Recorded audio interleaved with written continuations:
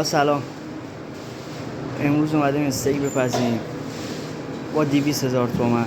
مواد لازم برای استیک: لیمو، سیب، فلفل سیاه، نمک، رزماری، 50 گرم کره، کرم بروکلی، فلفل دلمه، لوبیا سبز، قارچ، گوجه گیلاسی، هویج، سیب زمینی و سینه مرغ. اول سیب زمینی رو خرد میکنیم، بخوایم آب پزش کنیم.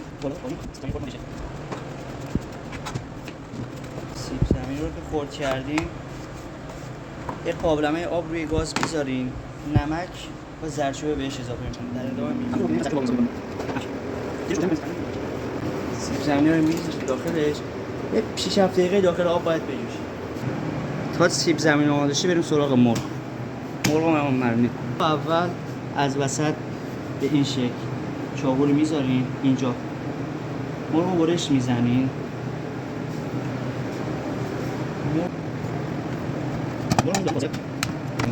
فلفل سیاه رو بهش اضافه میکنه، نمک و رزماری. سیرهام هم در همین حالت که هست همه رو له میکنه بهش اضافه میکنه.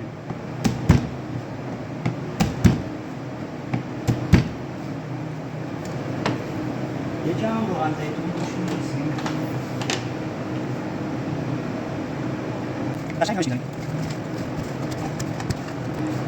نیم ساعت میریم داخل یخچال میذاریمش. بعد از نیم ساعت استراحت مرغ رو در میاریم، داخل یه پلاستیک میکنه که اینجوری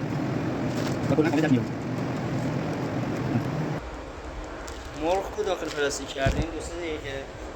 دو سه دقیقه میذاریمش داخل آب سیب زمینی. حالا آبش رو داغونی هم گذاشتیم اشکال نداره. 2 3 دقیقه میذاریم یکم آب پز بشه، نیم پز. میذاریم جوش بیاد تا نیم پز بشه.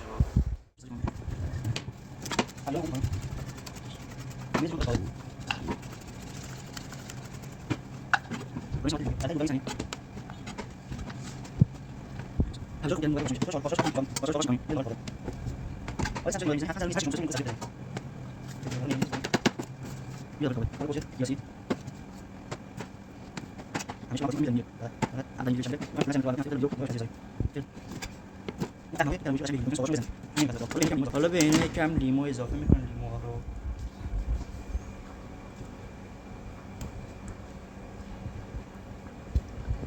لیمو رو که اضافه کردیم میذاریمشون رو گاز.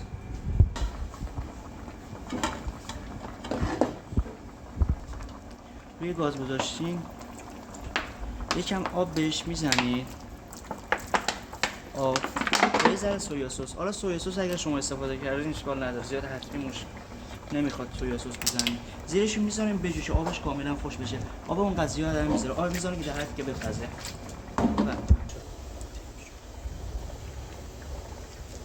مرغ اون نیم پز شده داخلش در میاریم. یا گذاشتیم درش رو باید باز کن. درش باز نمیشه، باید خودش کنیم. چرش بدیم. مرغا که در آوردیم قشنگ روش رو با دست مکافزی عجیلش رو قشنگ تمیز میکنه.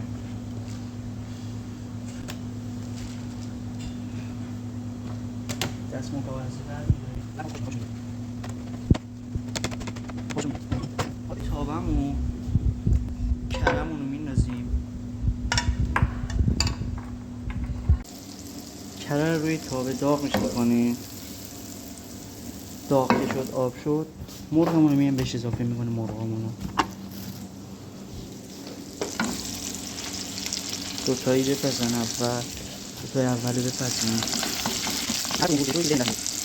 سیب زمینی رو آبکش رو میذاریم آبش بره، بعد میریزیمش داخل سرخ‌کن تا سرخ بشه قشنگ.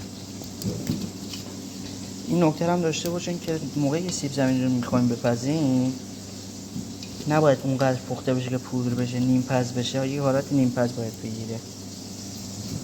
اینو ما الان فعلا میریم داخل سرخ‌کن. حالا شما توی روغن تو ماجرا کنید. این هم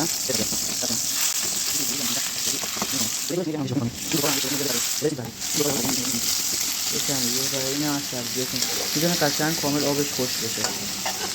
این داره کم کم آبش خوش میشه.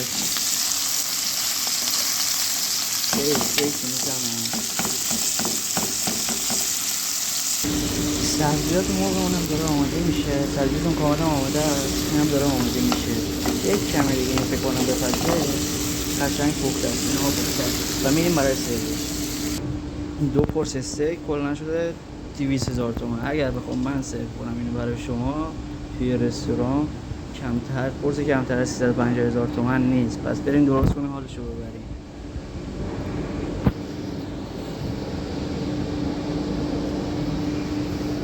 تا یه ویدیو دیگه شما رو خدا متعال میسپارم. لایک سایپ از این چرندیاتم بکنین، حمایت کنین. ویدیو اول یکم اعتماد نفس پایینه، انشالله قول میدم ویدیوهای بعدی بهتر باشه. یکم سوتی موتی زیاد دادیم تو این ویدیو، ولی انشالله ویدیوهای بعدی جبران کنیم.